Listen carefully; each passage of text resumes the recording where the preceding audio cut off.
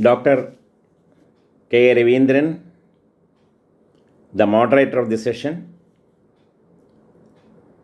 Advocate Palur Parameswaran, Chairman of the Brahmasam Madham, Vadakumbadu Narayanan, Chairman of Vedic Research Center, Dr. C.M. Neelakanthan, the main coordinator of this prestigious program, Dr. Damodaran, the Secretary of BRC, my co-scholars in the dais, Dr. S.A.S. Sharma, Dr. Nirmala Kulkarni, Dr. Ambarish Khare, Dr. K. Ravindran, and Nibha Nambudri. It is a great privilege for me to present during the Upanayana of the children. Changing from one Veda to another Veda is called Charanam Maral. The family temple of the Mana known as Kudirasheri and Shrauda text found of the same name from that family are not accidental, since the word Kutira means horse and the Hayagriva is the deity of Samaveda. So it is not accidental. It has its own background. Incidentally, it is interesting to note that this Shantilya of Bhagavad Juga, the character I have mentioned in Sanskrit drama, belongs to one of the Gotras of Samaveda.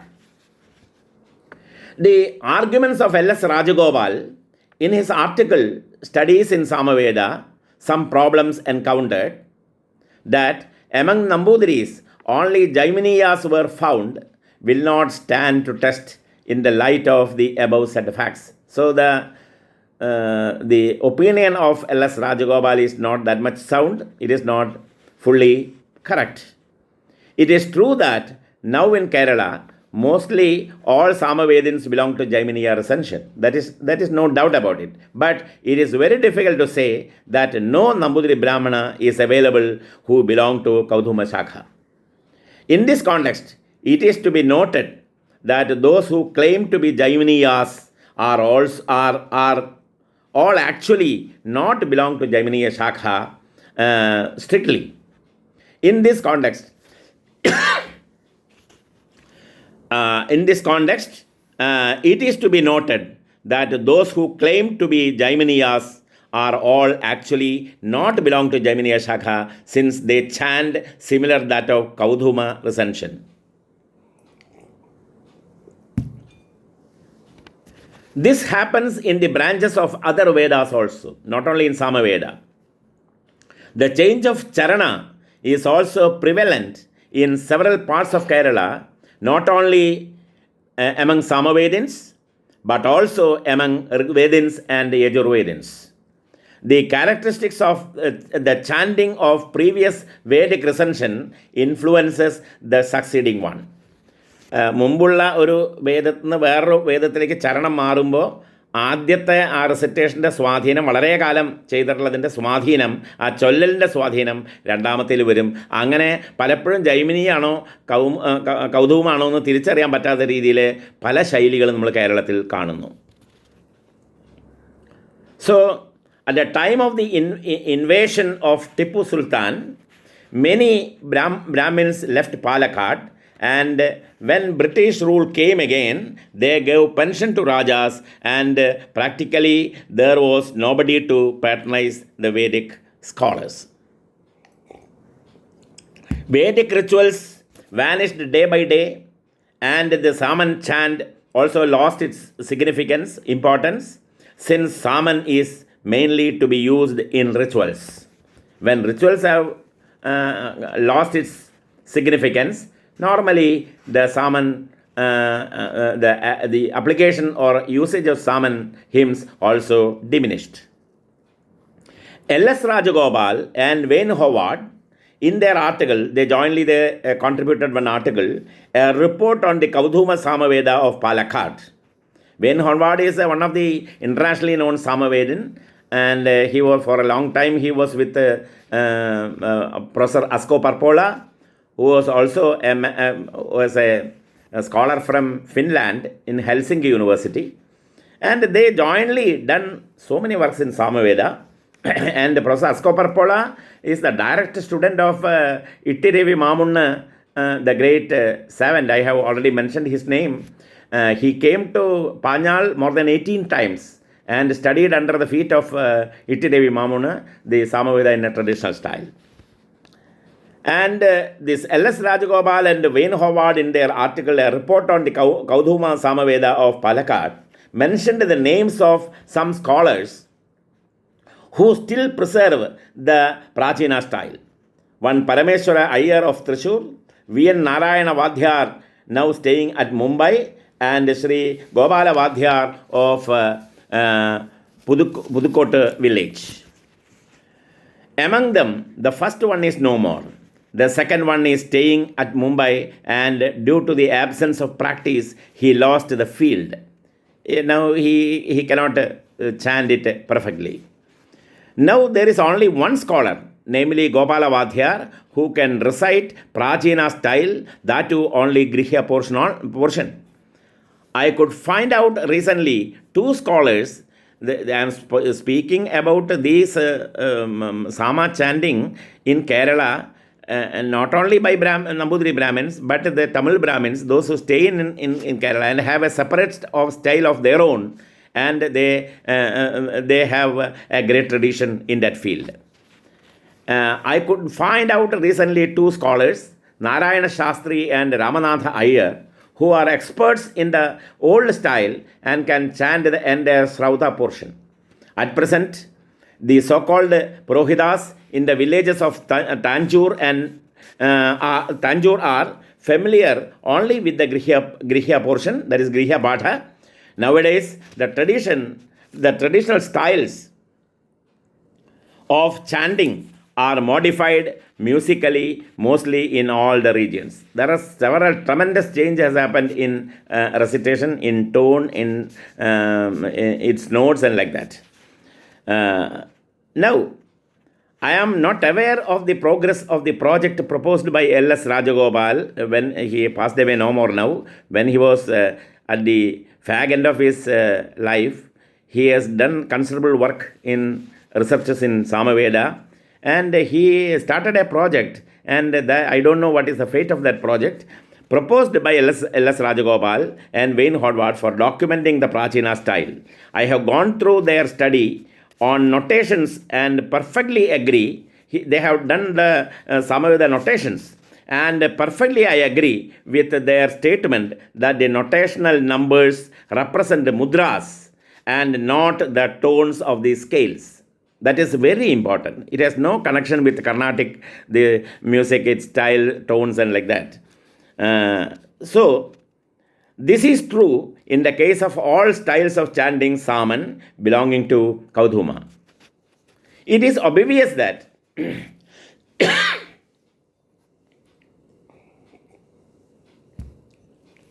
in this Prachina chant and all other types of Kaudhuma chants, the music connected with the notational numbers, that is the mudras, depends on such factors as vowel length and types of numbers that proceed and succeed.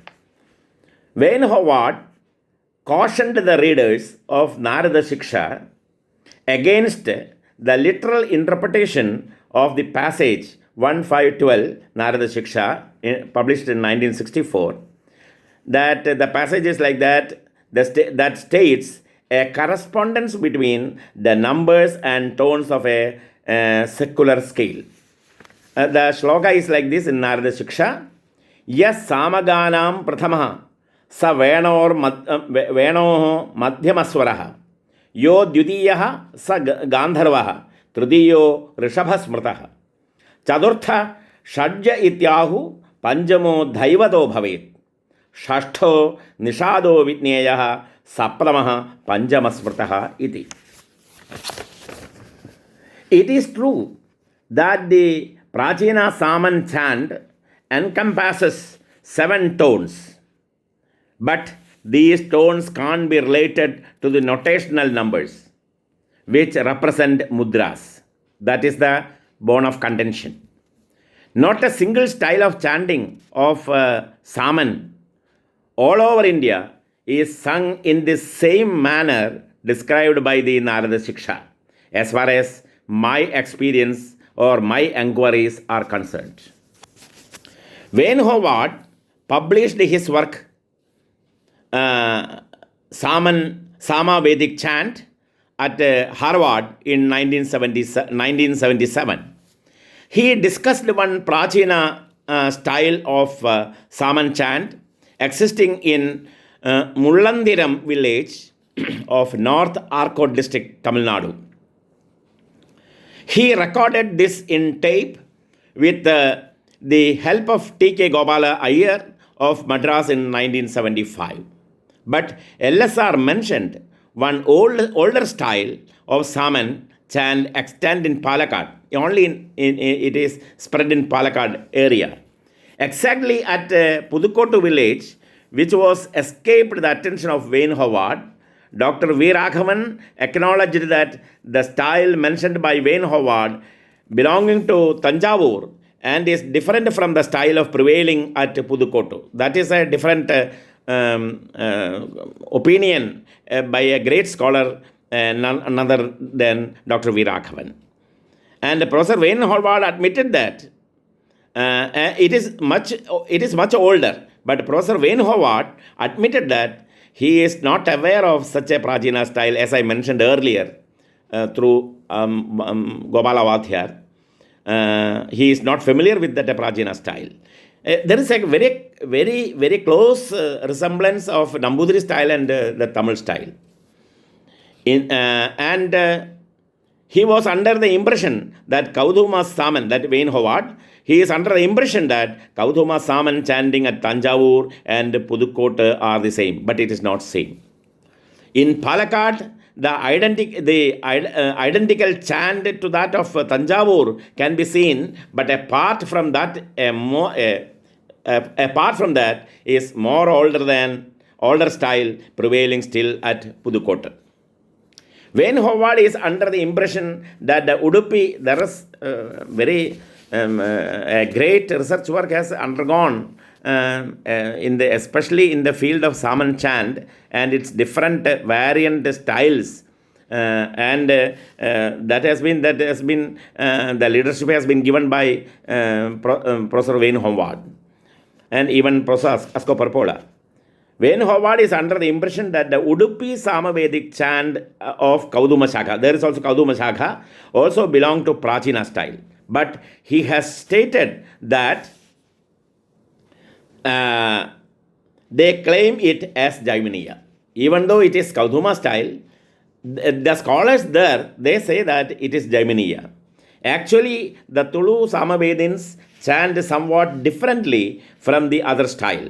If we go through carefully, we can see that it is actually Jaiminiya branch strongly influenced by Ramanna Patha, the new style which is more musical. I have heard the chant and also recorded some portion of a Tulu Brahmana, a scholar named Narayana Nembrandiri from Trichur, Kerala. Rather, the Tulu style is a mixture of Prachina Jaiminiya style and Navina Kaudhuma style. It is very clear from the recitation that some efforts were taken to make the Prachina style of Jaiminiya more attractive and musical. I have gone there and recorded some portions to prove this fact. It has some resemblance to Gramagaya recitation of Nambudiris in Kerala. That is one of the interesting things. L.S. Rajagopal would have changed his several views on Sama chant. He is a great scholar who has done substantial research in the field of Saman chant. So, some of his views are premature, and those views he may change if he, on Sama chant, if he would have got a chance to hear the Udupi style of Jaiminiya Saman. L.S. Rajagopal has made it very clear that he could not get a chance to hear Udupi, the Tulu style of Saman chant. Though they claim as Kaudhuma, but it is Jaiminiya, as I told you earlier. The Jaiminiya Shakha of Nambudris contain clear-cut differences from other styles in respect of readings, style of chanting, order of application of rigs, internal structure, and classification. So all the 4 or 5 systems are entirely different. Even the hand gestures are entirely different. The hand gestures here and there, it is different. Now we leaving Jaivaniya Shakha, Kauduma Shakha, the Samhita portion of Kauduma Shakha is divided into 2, namely Purvarchika and Uttararchika. Purvarchika contains rigs of Agni, Soma, Varuna, etc. Uttararchika is mainly concerned with rituals. The rigs are arranged as trichas, 3 rigs combined together. These trichas are classified into 2, that is Gramagayas and Aranyakas. Gramagaya is later known as Sama and Aranyakas Chandasama. Uha and Ushani are the 2 Vikritis of the above mentioned divisions respectively. The Purvarchika contains 4 kandas, namely Agneya, Aindra, Pavamana, and Aranya. Each kanda is again divided into adhyayas and dashatis. Dashati means group of 10 rigs. The total number of rigs in Purvarchika is 650, and Uttararchika is also divided like Purvarchika and contains 1225 rigs. Hence, the total number of rigs are 1875. Among the 8 Brahmanas of Kauduma Shakha, Panchavimsa Brahmana plays a significant role. The Chandogya Upanishad belongs to Chandoga Brahmana of this recension. The famous Mahavakya Tattvamasi belongs to this Upanishad. Jaivaniya Shakha is found mainly in Kerala, especially among Kerala Nambudiri Brahmins. There are 1698 rigs altogether in this text. Different from the Kauduma Shakha, Jaiminiya contains 5 kandas which are further divided into adhyayas, namely oaths. The kandas, oaths, and numbers of rigs are as follows.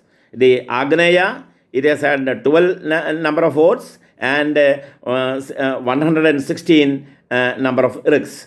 And Aindra had 36 numbers of oaths and 352 numbers of rigs.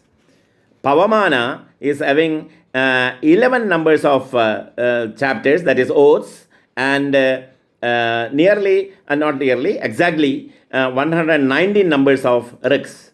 And Dwadashaha, it has 47 numbers of chapters, and rigs comes to 757. And Uttara also have 6 numbers of chapters, six chapters, and the number of rigs is 354. The division of Prapathakas and Dashadis cannot be found in the Jaiminiya text. That is one important thing. There were 21 families of Nambudiris in Kerala belonging to Jaiminiya Shakha of Samaveda, as I told you earlier. But at present, we have only 5 families that also I have mentioned earlier. Now, there are some more, I have skipping that portion due to paucity of time. Samaveda is considered to be the main source of Indian music. There are references like Samabhyo Gidamevacha, Samavedat Swarojataha, Swarebhyo Gana Sambhavaha, ityadi from Brihad Deshi Madanga. And also we know that Samaveda Vedadidam Geetam Sanjagraha Pitamaha. This is from Sangeeta Ratnakara. And also, Saptaswarastu Giyade, Sarastu Giyande, Samabhi, Samagaihi, Budhaihi. This statement we can see in Mandukya Shiksha. So, earlier texts they have dealt with all these things, and so it is very clear that there are Sapta Swaras in Samaveda, but there are some strong arguments that Swaras are only up to 5, not up to 7, and in practice we see only 4 or 5 now. This proves that Sama is the source of our ancient music. Saman recited in rituals connected with sacrifices are known as stotriyas. These are actually collection of rigs presented with different swarasthanas. Trichas, that is three rigs combined together, are used for chanting in various contexts. Now, due to paucity of time, I am skipping some portions and coming to the more the point which I want to disclose.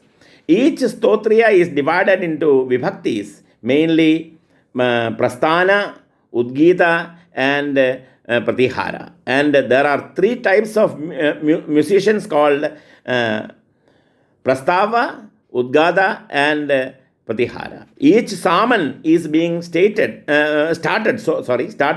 with a particular swara and changes to another. There are some guiding rules for it.